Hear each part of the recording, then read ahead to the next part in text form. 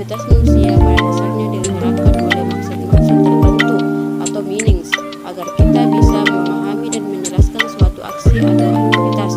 Maka maksud dan motivasi yang ada di belakang aktivitas itu harus pula dimengerti.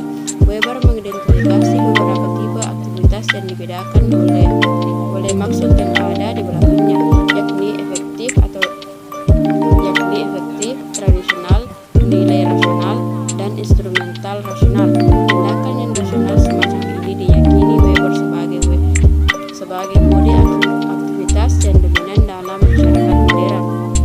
Pada dasarnya, Weber berpendapat bahwa birokrasi rasional adalah sebuah konsep birokrasi yang muncul atas dasar kaidah otoritas hukum sebab lain seperti otoritas tradisional maupun otoritas humanis. Selanjutnya, birokrasi dan politik. Alasan utama birokrasi keluar secara politik adalah karena birokrasi secara internasional memiliki sumber-sumber kekuasaan yang sangat besar dibandingkan institusi lainnya. Alasan kedua, mengapa birokrasi keluar secara politik adalah karena fungsi dan peran birokrasi yang sangat spesifik, tidak dapat dimiliki dan tidak dapat diperankan oleh lembaga atau kelompok lainnya.